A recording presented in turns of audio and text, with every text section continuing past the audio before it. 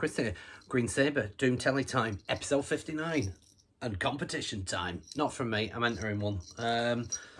So, yeah, I'm going to do the Metal Miners of 1,000 subscriptions competition. So there's a couple of really good questions in there. Well, it's all really good, but yeah, so I fancied, nearly did it last week, but I had too many updates to do, so I'm doing it this week instead. So, updates, I suppose, none really to report, to be quite honest with you, since the last video. Green Sabre haven't rehearsed. We're having a couple of weeks off for one reason or another, so we'll be back at it at the back end of April. CROWSBLOOD, rehearsing away in the background. Yeah, going really, really good. So, yeah, nothing new to report on that one. Just continuing the writing process. And GODTHRYMM, nothing to report since the last gig. So, yeah, that was easy, wasn't it? Updates, none. So, yeah, I've actually, for me, and having like several thousand bands on the go, it's been quite a quiet week in actual fact, so I can't complain. Anyway, so, yeah, let's crack straight on then with the Metal Miners 1,000 subs competition. I feel like a bit of an intruder on this, really, because I will be honest, until I started seeing a few of my YouTube pals putting on their own versions and own entries to this, and the most recent one of that, Liam, Death Doom Metalhead, shout out Liam, and thank you very much for the kind words on his video. If you've not watched it, do so. Yeah, and one of his little choices, or something that he, actually a couple of things that he mentions that will be turning up on mine, I did sort of think, should I have a rethink? And I thought, no, these are my honest answers to these questions, so I'm just going to stick with them. And if there's some duplicates, then so be it. So, yeah, like I say, I feel like a bit of an imposter on it, because I've only, through these videos, I've not been following Metal Miner. Previous to this, I'd not subscribed, so I have now. So I need to start delving back into his video content though, really, because yeah, to be honest, I'm a bit kind of unaware of a lot of it. But I loved the format of this competition, so I thought, screw it, let's get involved. So I have done. So shout out Metal Miner, but you will already know about him, yeah. So without further ado, look, 2.5 minutes. Let's crack on. I'm gonna try and get this at under half an hour. Have faith in me. So, the 1,000 subs competition. Now, there's a fair number of questions. There's an A question, a B question, and a C question, followed by a 1, 2, 3. So there's 6 questions in total. So let's start from the beginning, shall we? So, question 1. Favourite albums. Now, I kind of went for an all-time and a bit of a more modern mix as well. I mean, I think they'd all be in my all-time favourite. Certainly in a top 20, guys, somewhere, something like that. But yeah, there's a few of these that I'm about to mention that are right up there. So, yes, favourite albums. So, now I'm not going to go with the immediate one. That is in here, don't worry, but we'll start somewhere else differently. We'll keep it on the doom metal theme, straight off the bat. My Dying Brides, Turn Loose the Swans, my favourite record of theirs, by a mile, and I love a bit of Bride. But this is just, it's outstanding. So it had to be on this list. I never tire of it. There's a few albums that, yeah, 20 years ago I might have told you were the greatest thing ever, and I don't really listen to them anymore. This I bought when it came out. Not this version of it, sadly. This is the 30th anniversary version. Yeah, bought this when I've still got my original CD somewhere of it. Bought when it came out, and I've not got tired of it yet. It's absolutely fabulous. Just tremendous record. So, yeah, had to make a mention of this. My Dying Bride, Turn Loose the Swans. What a record. That's going back in the pile to be used imminently. Other favourite album ever. And this will polarise a few opinion. Because with this band, there's one album that most people will always go for. And that album is the one that got me into them. But this is my favourite of theirs. It's very close tied with another one. But yeah, sod it. Anyway, let's just stop waffling and choose it. Faith No More and their 4th album, Angel Dust.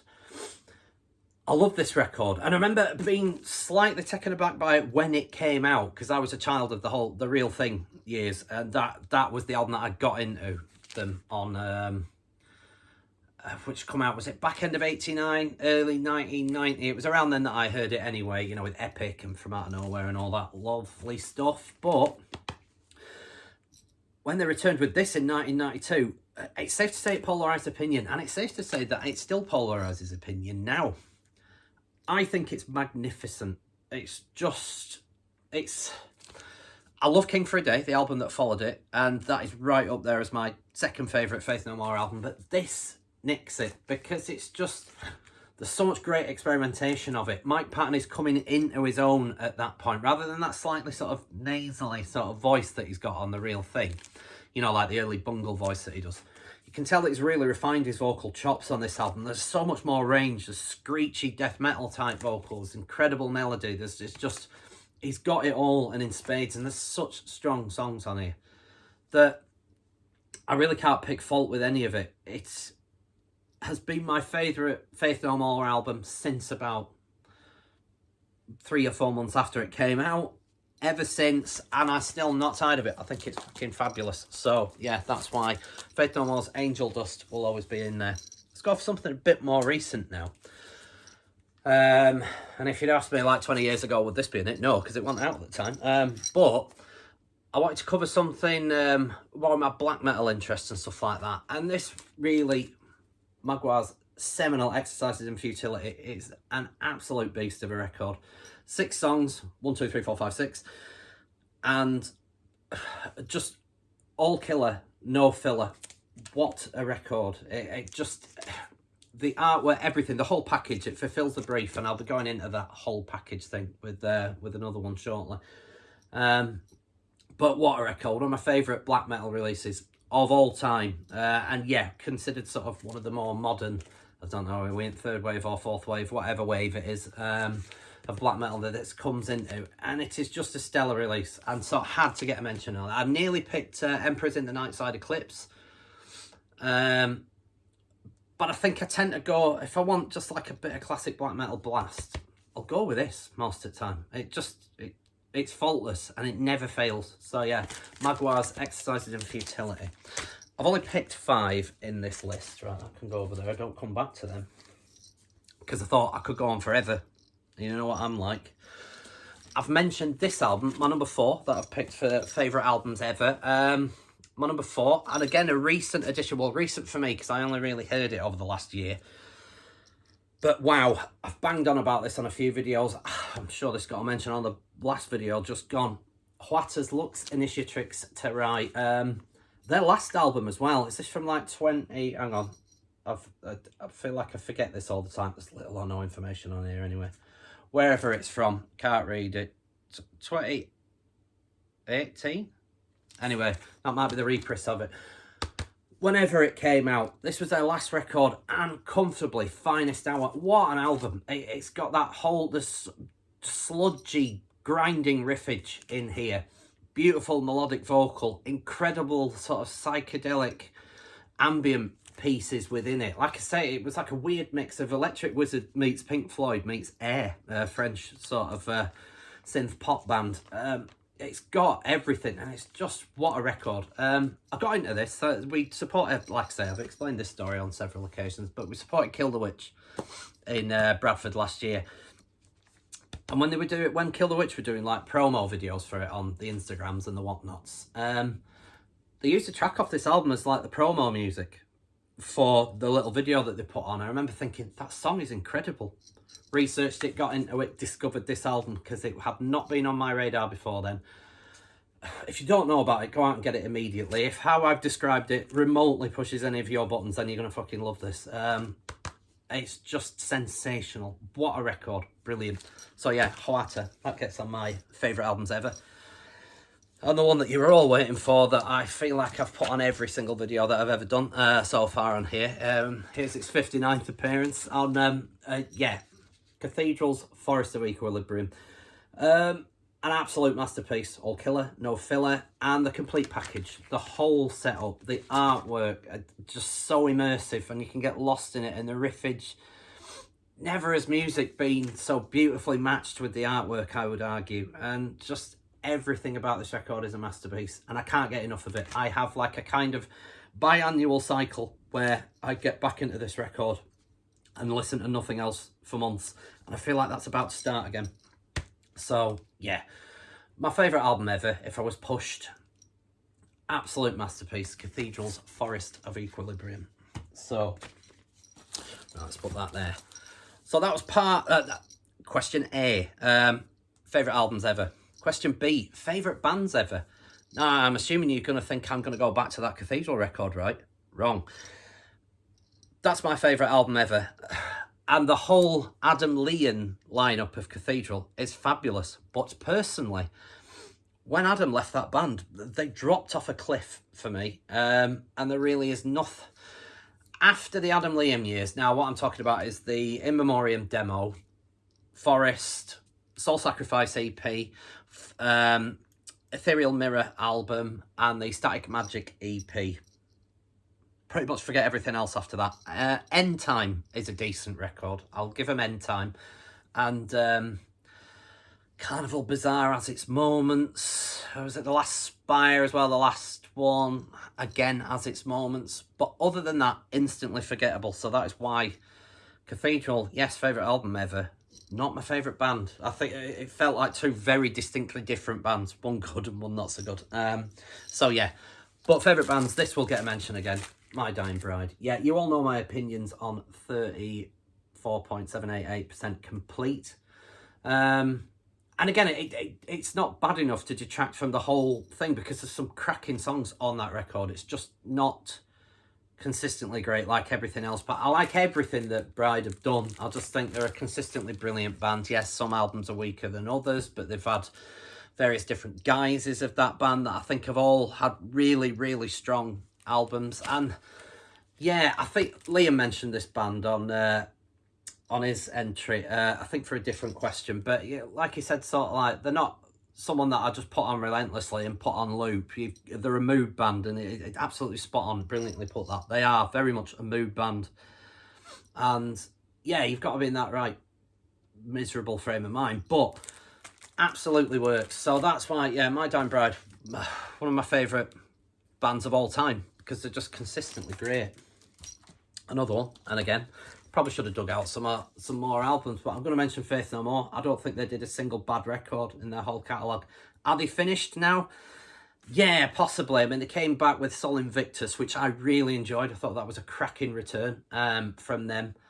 But it's not looking like we're going to get anything else from them. So, yeah. So what we've been left with is it 8, 7? However many studio albums. Whatever we've got, all masterpieces, and I love them. They're one of my favourite bands of all time. Certainly a massive influence on me. In general, as such, you probably can't hear that, but yeah, one of my favourite bands ever. So yeah, Faith bands, Faith No More. I've picked 5 of these as well. Another one, and again, based on a faultless discography for me, Mastodon. This is my favourite record of theirs, Crack the Sky. I think this is some fancy sky blue version of it. But anyway. Yeah, I don't think they've done a bad record. And I love what they've advanced into. I love the more proggy sort of sound that they have now. Although, you know, there is a large school of thought that sort of from Remission and Leviathan that they kind of nosedived. I disagree enormously. I think they've advanced hugely. Brent Hines' guitaring and his solos are just otherworldly these days. And I would argue he's got better and better on each record, certainly with his soloing. The song structure and vocals and just everything. I think they're an absolute masterclass. Yeah, this is my favourite record if pushed. If you'd like to know where the others sit, go back and watch my ranking video that I did some months ago. But yeah, one of my favourite bands of all time. They can do no wrong, and I'm very much looking forward to what they do next, whenever that may come. So yeah, Mastodon. Another band that can do no wrong for me, and they're very much, if it ain't broke, don't fix it. But Autopsy, and this is, if pushed, my favourite record of theirs, Mental Funeral. This is a reissue, sadly. I don't have my original green vinyl version of it anymore, sadly gone. Anyone fancies donating that to a useless idiot, look no further. Yeah, I just adore this record and adore this band. Again, they're just like I alluded to, they're very much, if it ain't broke, don't fix it. They're they have a very unique pattern and structure, and they've damn well stuck to that over the years. But they're brilliant at it, so why not? And yeah, Autopsy. My favourite death metal band of all time, and one of my favourite bands of all time, hence why they're in this list. I'm a number 5 band at all time. Now, the reason that Cathedral and that Metallica and that Slayer and that Iron Maiden are in my favourite bands of all time is because they've done some stinkers over the years. And you could argue that maybe this band had a stinker in them. Some of you will probably think that they did, but I don't. Yes, it was curtailed through death to just these few studio albums, but they're all incredible. And this is my favourite. Type O Negative, what a band. I love everything in theirs. I love the more hardcore influenced opener with industrial leanings. Then the gothy metal splendour of Bloody Kisses, the even more gothy metal shoegazy splendour of October Rust, the miserable misery of World Coming Down, the slightly more upbeat, I should say, and sort of confused nature of Life Is Killing Me, and then the monumental return to form and a last final album of Dead Again. They could do no wrong. And don't forget, we've got the old origin of the VC's live, I use that in its loosest term, live album in amongst that as well. Another masterpiece. All brilliant. No bad albums in their back catalogue, so that's why they will forever be one of my favourite bands of all time, and a band that I never got to see live and will forever rue that day, but such is, let's not cover that ground again. So, yeah, right, look, 17 minutes nearly. Okay, favourite album covers. Again, I've gone with 5. Let's just make sure I've got all these in the right order. 1, 2, 3, 4, 5. Yeah, okay, right. Let's get this one out of the way first, because Liam mentioned this one as well. I thought this was always going to be in my pick, so I'm going to keep it. ASCII with Off the Joma McDodd, and again, when we talk about fitting artwork for the musical content within, look no further. Just bereft with grief and just atmospheric misery, and that's what you get on this record. ASCII's finest hour. Personally, yeah, it will take some beating, will this? But yeah, I mean, just a masterful bit of artwork and record combination, and that is why there's some great artwork out there. But for me, if the record doesn't match it, then yeah, it's not the whole package, and I've gone whole package on these. So yeah, fabulous bit of work. Yeah, I could have picked about 15 whole package records here, but I've only gone with 5. Let's mention this again. I don't need to talk anymore about this. You will all be bored to death about it. But absolutely wonderful bit of artwork. Dave Patchett at his finest there. And yeah, fully immersive experience. Goes with the music so well. And yeah, I absolutely adore this artwork. I just love it. The dark and the light and the, I just think it's fabulous. Another one that I adore, and we've just been talking about them, Autopsy. Now, I suppose I should dig it out really, but you'll be looking at that thinking, I've seen better. Yeah, that's just one little bit of it. It's all that there. The centerfold artwork, which is the whole piece, and mesmerising. You can get lost in that. And again, it works so well with the musical content on the record. It's just an ever more increasingly grotesque picture matched with ever increasingly grotesque music and the perfect accompaniment. So that's why I felt that Acts of the Unspeakable had to get a mention. Iron Maiden, and my favourite bit of Maiden artwork. Derek Riggs did some sensational Maiden artwork, and them first 7 studio albums or whatever they are kind of unrivaled in that respect. But this is my favourite one of this, and again, I've mentioned it before when I did my Maiden ranking, because there are so many Easter eggs on here. You listen to the music of what is a fantastic album, I should add, as well. It was in my top 3, wasn't it, of Maiden records. Might have even been second, I can't quite remember. But I absolutely love this record. When I first heard it, I wasn't as sold on it as Power Slave and Number of the Beast and Peace of Mind and stuff like that. But over the years, this has gradually gone higher and higher up the Maiden ranking for me. I think it's stunning because it's quite a miserable content piece. You know, it's quite yeah, you can tell they're not in a great place, sort of lyrically, on this one. And I think it all works beautifully. But yeah, the amount of Easter eggs for other Maiden songs and covers that are on this album is what makes it my favourite bit of Maiden artwork. So I couldn't do album covers and artwork without mentioning Derek Riggs. So yeah. The other one is my original press of Bolt Thrower's Realm of Chaos. I remember, because I was fleetingly into the whole Warhammer Games Workshop thing when I was younger. I didn't have the patience for it. But yeah, because I was fleetingly into that. Fleetingly, I should say. Seeing this album was just like, oh my Christ, look, a band that's used Warhammer. There's a back cover there. The inner sleeve gatefold as well. Fantastic, look at that. It's all Warhammer 40,000 artwork is this. And look at that there. Look at the price. £5.99. You won't get this for £5.99 anymore. I'm sure it's like 100 plus. It's got the booklet in here as well, but I won't bore you with that. We're already at 20 minutes, so maybe for another time. But yeah, one of my favourite bits of album artwork. Again, just get lost in it to the music and works perfectly. So yeah, my 5 favourite bits of album artwork there. Okay, those were questions A, B and C. Question 1. And this I'm going to be quite... it's a kind of non-answer, really. But again, because I've only really recently discovered Metal Miner, that I've not watched all his videos, so I don't know where to suggest he improves. I'm sure he won't improve, because the little bits that I've watched so far have been great. So yeah, a really good find. But yeah, his suggested content was his question. Can I suggest any content for him? Well, I would suggest longer videos. Everyone loves a long form video, right? You know, where I ramble on and on for hours and hours about nothing. So yeah, longer videos, people love them. Deep dives. I think deep dives are a great idea, and I've been meaning to do one for ages. You are going to get some deep dives on like Swans and on Cathedral Album and blah blah and all that, where I'm going to like spend 20 minutes just track to track to track and what they meant to me and anything from that era that was happening at the time and stuff.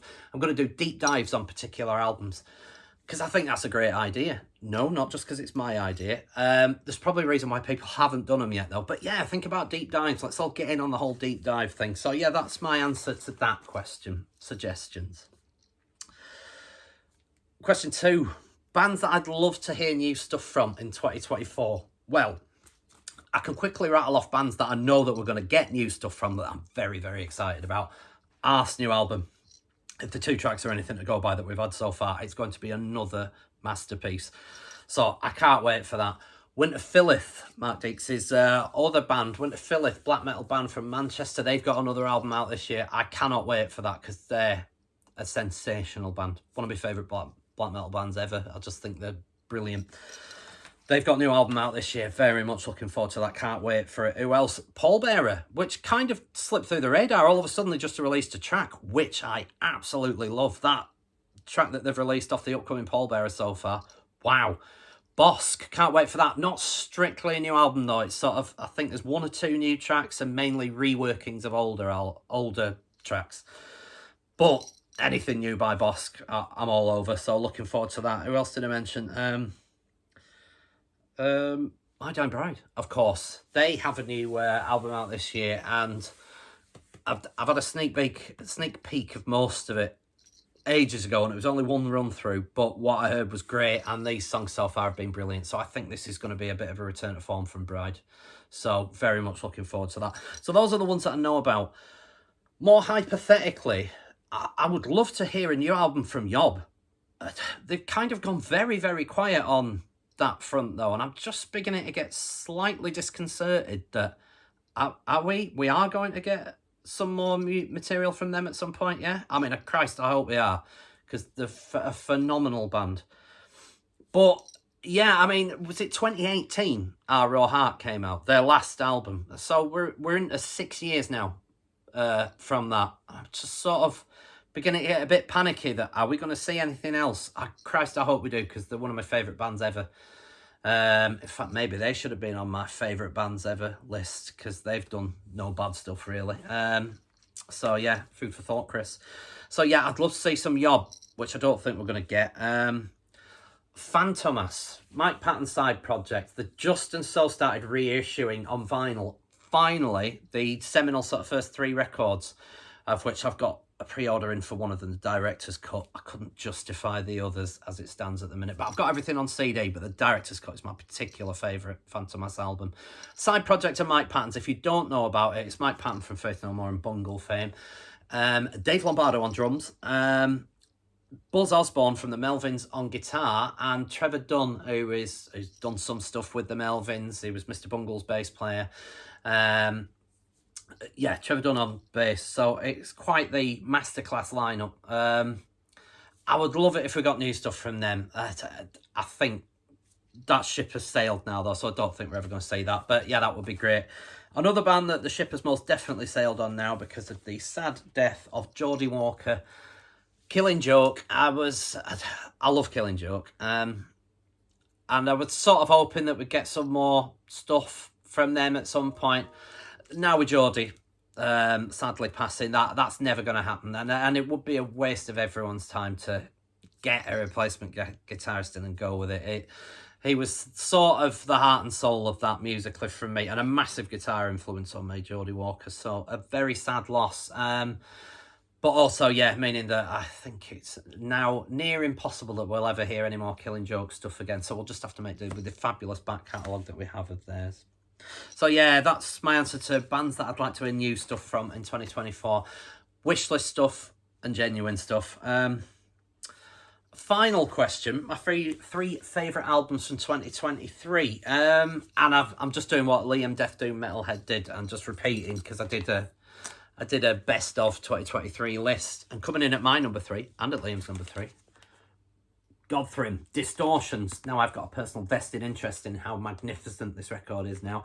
However, at the time that I did my ranking, I knew I was already, we were already rehearsing behind the scenes, going through stuff. I'd been there and recorded a few bits of guitar down and been given set lists and various things in order to start brushing up on and get used to. So I knew, when I did my end of year ranking, I knew that I was in this band at that point. But I had to hang on to it until the great big announcement. But yeah, now that you're all aware that I'm in this band, I can sort of spout on about how much of an honour it is to get to play this stuff. Because what a record. Absolutely phenomenal record. All killer, no filler.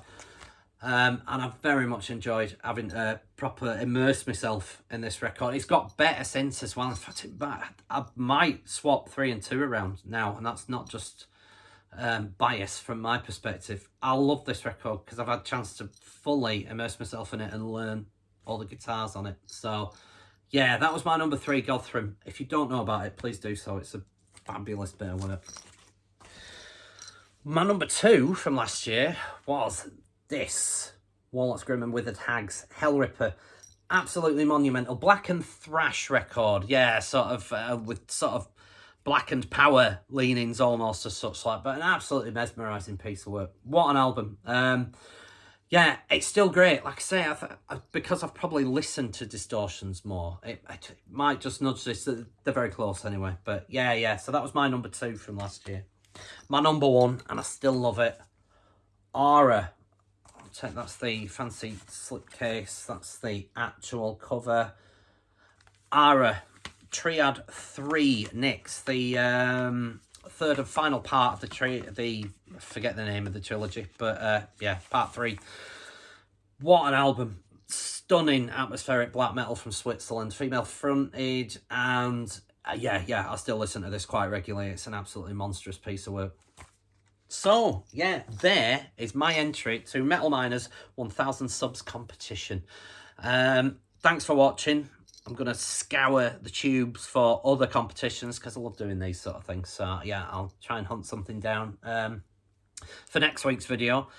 If not, maybe I'll have some updates. Who knows? But in the meantime, thanks ever so much for watching. Thanks for my smattering of new subscribers. We're at 183 now, I think it is. Like I say, let's get it to 200 because then I might have my own competition or feel the need to do one at least.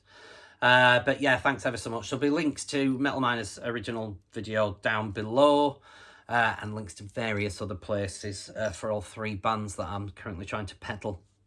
Until then, and until next week, thanks ever so much for watching. Thanks for liking, thanks for subscribing, and I will see you next week. Cheerio.